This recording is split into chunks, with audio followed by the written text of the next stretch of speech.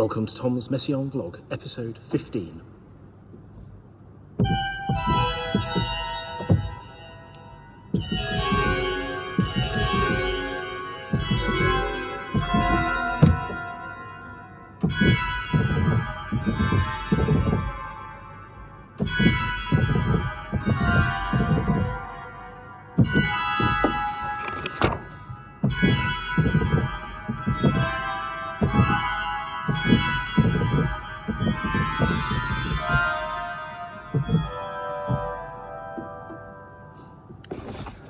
It's the opening page and a half or so of movement 15, Le Joie de la Grâce, the Joy of Grace, a piece that consists entirely of birdsong, and that's really what I want to talk about today. It's birds and Messiaen. I can't possibly hope, the usual sort of disclaimer or something. I can't possibly hope to cover the entire topic in a sort of 10-minute vlog post, but anyway, we're going to talk about birds a bit. This particular piece, in terms of its context within the Livre du Saint-Sacrement, it sits between the prayer before communion and the prayer after communion. As such, it sort of signifies the act of communion itself, and it's no coincidence that birds who fly free are used as a symbol of freedom from the oppression of sin, from Messiaen's perspective as a Christian, as a result of Christ's act on the cross. So we're talking about grace and freedom here. The Joy of Grace, of course, is the translation of the title. Now, the music is all birds. It's all birds. There's no intervention from the composer at all, if you like. All it is notated birdsong, 3 different species, all birds, by the way, that inhabit the Holy Land, and so they're birds that Jesus might have heard. That's the idea anyway. And indeed, all the birds in Livre du Saint-Sacrement are Holy Land birds, but anyway, that's another story. So, Messiaen and bird music. He describes himself as an ornithologist, amongst other things, and of course, he was genuinely interested in birds. They weren't just some dry source of musical material. I mean, he loved them, and he loved their habitats, forests, mountains, and so on and so forth. And more or less throughout his life as a composer, birds play a role. From pretty early on they start to appear, but they're not necessarily marked as such in the score, and they're sometimes somewhat stylized, I suppose.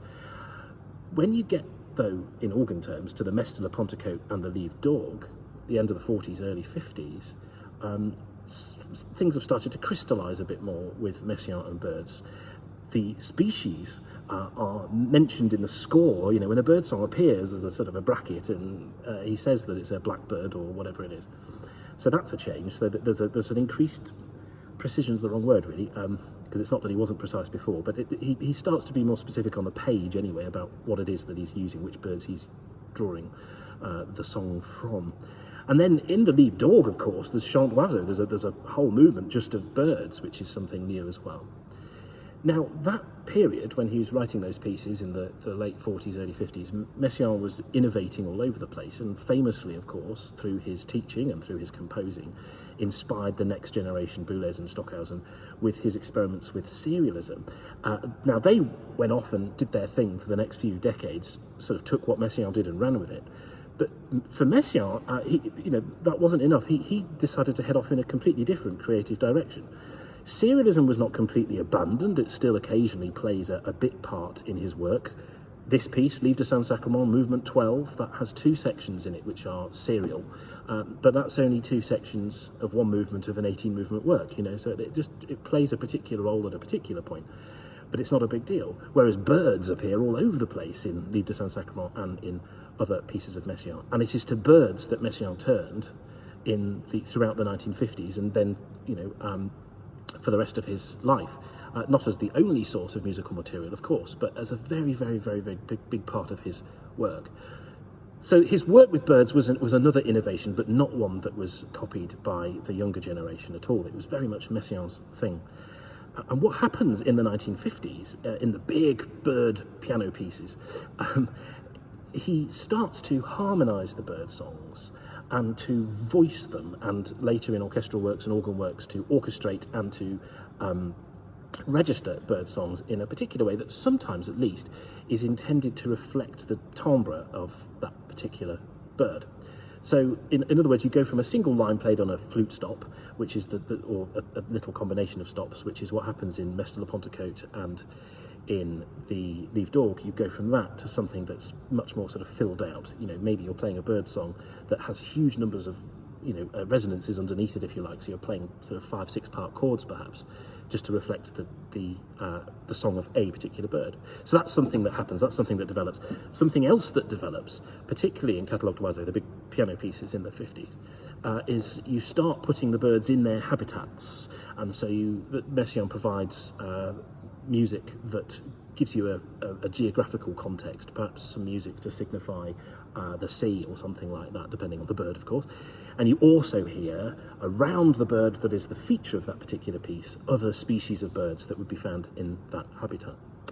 What else can I say? So there's a voicing, there's a landscapes, there's the other species. Oh yeah, I tell you what, the other thing I could say is in those particular massive piano pieces, you also have the passage of time, so the sun comes up and the sun goes down, you hear a whole day or something like that. So in other words, these pieces are tone poems, and the main feature in terms of musical material is bird music. And from that, Messiaen goes on and birds appear all over the place. Not always dropped into a habitat, quite often not, but always in that, or usually in that much more developed form anyway, with the harmonies underneath and the rich instrumentation and so on and so forth. Incidentally, movement 6 of the Livre du Saint-Sacrement is actually a sort of desert portrait, if you like, and the birds that sing very prominently, 2 different birds that sing very prominently in that movement, I suppose are singing in their habitat, even though the piece isn't really a tone poem in the sort of direct sense that the Catalogue d'Oiseaux pieces sort of are, arguably anyway. So, there we go.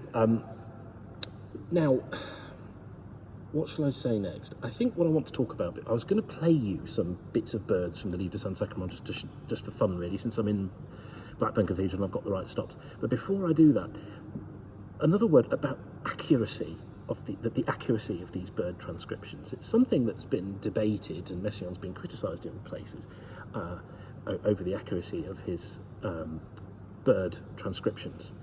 Now, he acknowledged himself that for the most part, birds sing a heck of a lot higher and a heck of a lot faster than could be played on an instrument by a human being.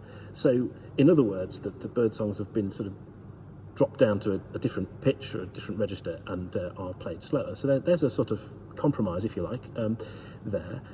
But in actual fact, what's really fascinating is if you go to Messiaen, Olivier Messiaen, Music, Art and Literature. It's a book that was edited by Nigel Simeoni and Christopher Dingle. There is a piece in there, an article in there, by somebody, and I'm terribly sorry that I forget his name, but he did a study of one of Messiaen's great orchestral works with piano where birds play a starring role. And he looked at Messiaen's transcriptions, and he looked at the actual bird song, and not just going and listening to any example of that species or those species, but actually listening to the very record of them that Messiaen listened to.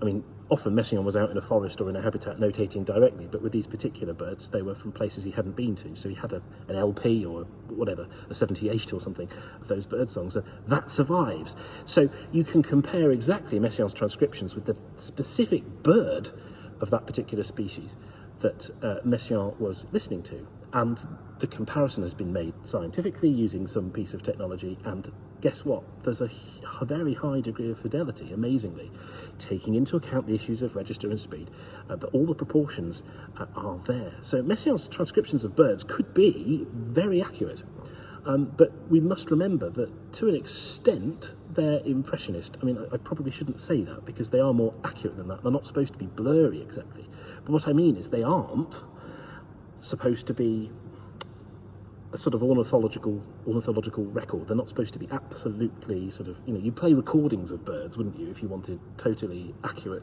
as they sound in the forest type birds in your piece of music. And Messiaen didn't do that. He wrote them out for the instruments in question. Anyway, so that's a little bit about Messiaen and birds and where where to look, I suppose, if you want to hear more of Messiaen's bird songs. Certainly go to the piano music from the 1950s, various orchestral pieces. Once you've heard Messiaen's bird music a fair amount, it becomes very very easy to recognise it if you listen to a piece you've not heard before, orchestral piece or piano piece or whatever, and you don't really know what it's about. You can usually hear where there's a bird singing. It becomes quite obvious, actually.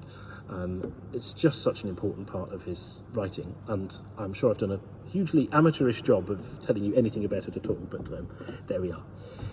So, birds in the Livre du Saint-Sacrement. Well, why don't I play you just a handful of examples, because I obviously cannot play you the whole lead-in lot. But if we go to movement 3, for example, now I just need to change my pistons. So what you're going to hear here, 2 lines of plain song, then a free flute line, and then a bird.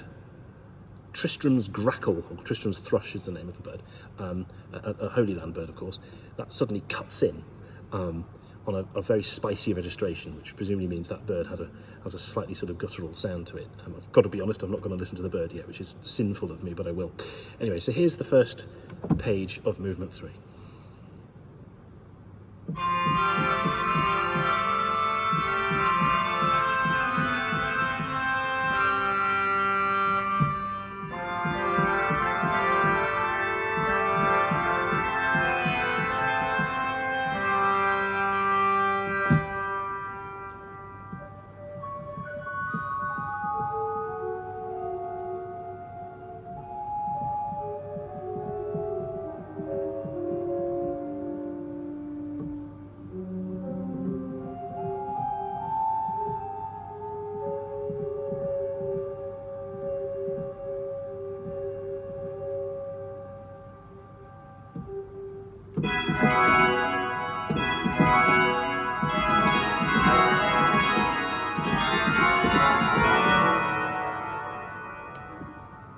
There was Tristans Grackle. Let's listen to some birds from movement 6, why not?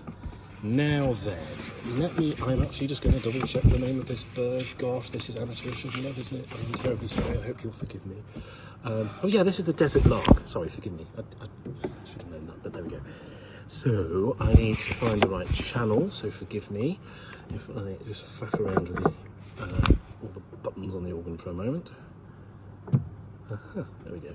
So here we have the desert lark that sings. It's one of 2 birds actually that sing in movement 6. I just think it's so haunting.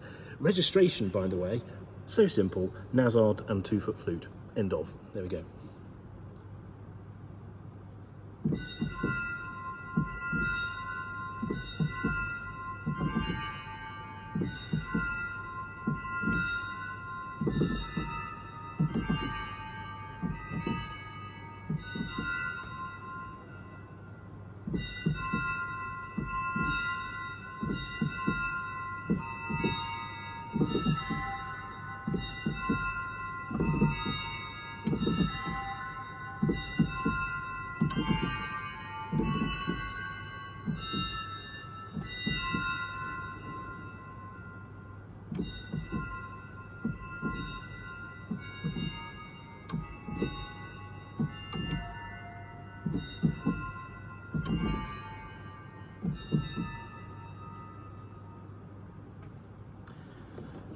Meanwhile, because of its musical context and its sort of situation in the midst of a piece that's all about basically how overwhelming and terrifying standing in the middle of the Red Sea would be with the walls of water either side of you. In movement 13, as I've mentioned in a previous episode, and indeed you hear in the opening and closing credits of these blog posts, in movement 13 we hear birdsong played with rich harmony and on a very loud registration, because it's in the context of this big loud piece. So here's a place where I guess that the sound that's being produced is slightly at odds with how a bird would sound, but of course it makes sense in its musical context. So here's a little bit of this.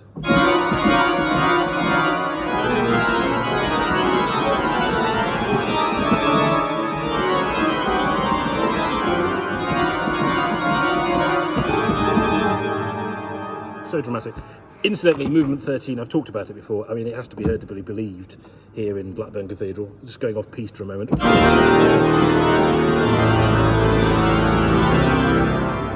It's just good fun to play. And since I've got you, and you haven't switched off your computer yet, here's the final chord.